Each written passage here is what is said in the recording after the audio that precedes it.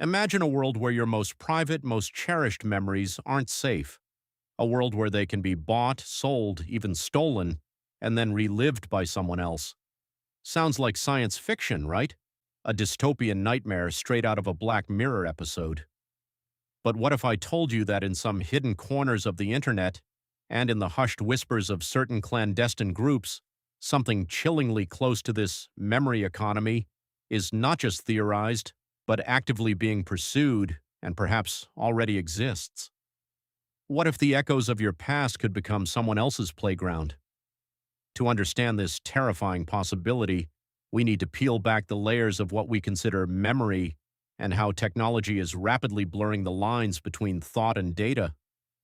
For decades, scientists have dreamed of truly understanding the brain, not just as a computational machine, but as the seat of consciousness itself. Early research into brain-computer interfaces, or BCIs, focused on noble goals, restoring sight, enabling communication for the paralyzed, or even augmenting human capabilities. Companies like Neuralink and a host of academic institutions have made incredible strides in recording brain activity, translating neural impulses into actions, and even in rudimentary ways, implanting memories into animal subjects.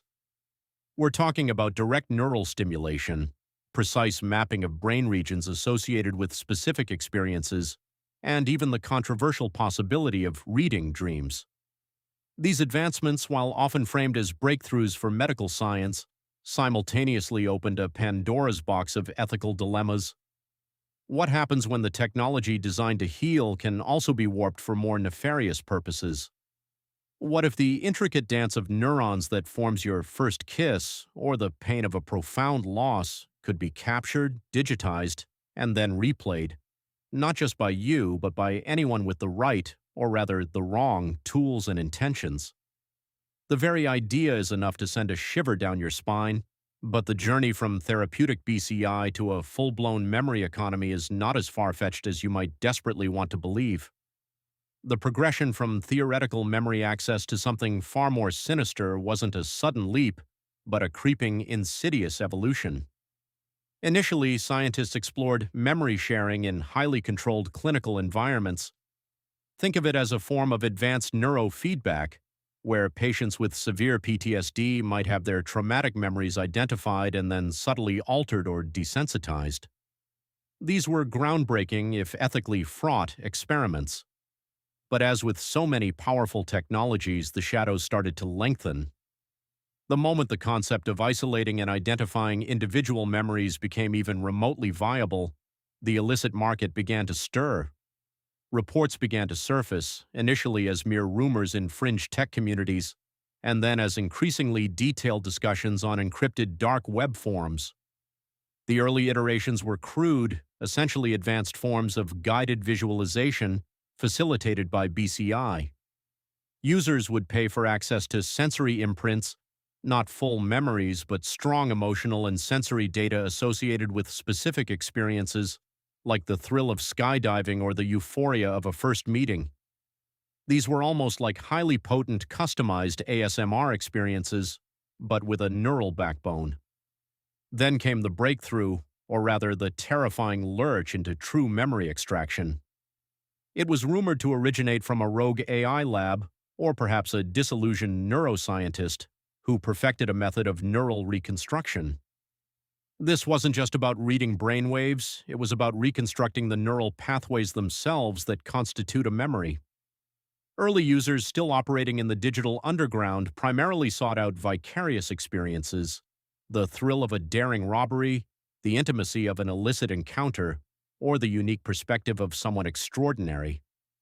These memories were obtained through ethically dubious means, some from deceased individuals whose brains were preserved under questionable circumstances, others from living subjects coerced or manipulated into donating their neural data. The price tags were astronomical, creating an exclusive whispered-about market. The forums dedicated to these memory brokers were chilling, not just for the content, but for the detached, almost clinical language used to discuss human experiences as commodities. They advertised peak experiences, unfiltered emotions, and even skill transfers, The idea that one could download the muscle memory or cognitive patterns of an expert. The implications were staggering, and the line between personal identity and digital data had been not just blurred, but obliterated. What truly brought this dark economy into the terrifying light for those few who dared to look was a series of chilling incidents. One such case, whispered about only in the deepest corners of the net, involved a young woman, let's call her Sarah. Sarah had been a minor celebrity, a performance artist renowned for her ethereal, dreamlike stage presence. She tragically passed away in an accident. Not long after, disturbing digital artifacts began to appear online. Initially, they were just fragmented videos, oddly vivid, almost too real, depicting moments from Sarah's life that were never publicly documented. But then came the full memory streams.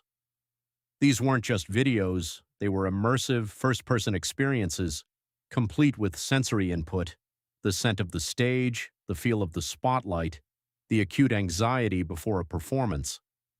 It was Sarah's memories, unfiltered, raw, and astonishingly intimate, being openly consumed by strangers. The most horrifying aspect was the comment section on these clandestine portals.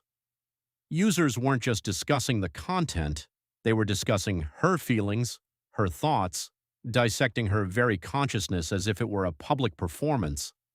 Some claimed to understand her better than her own family, others gleefully relived her successes as if they were their own. It was a complete psychological violation, a desecration of her very essence, years after her physical body was gone. The brokers who facilitated this ghastly trade claimed it was a form of digital remembrance, an ultimate tribute, but it was nothing short of memory theft and exploitation on a scale previously unimaginable. It became clear that the technology had not just captured moments, it had captured identity, and then paraded it for consumption without consent. The market diversified, moving beyond simple vicarious thrills to more insidious forms. There were rumors of memory manipulation services, where traumatic experiences could be implanted or joyful ones suppressed, serving shadowy political organizations or vengeful individuals. The ethical guardrails had not just been ignored, they had been pulverized. To this day, the true extent of the memory economy remains hidden in the digital abyss, a festering wound on the potential of human innovation. The Sarah case, while hushed and often dismissed as urban legend by mainstream media, serves as a chilling testament to what is possible when technology outpaces ethics and moral responsibility. The questions it raises are profound. When does a memory cease to be yours alone? What does consent truly mean in a fully digitized consciousness? If our experiences can be bought and sold, what then is left of our inherent worth? This isn't just about privacy, it's about the very definition of self, the sanctity of our inner world, and the unassailable right to our own past. The implications stretch beyond individual trauma, threatening to undermine the very fabric of society, creating a class of those whose minds are vulnerable and those who can afford to exploit them. As we hurtle further into an age of advanced neurotechnology, the specter of the memory economy looms larger.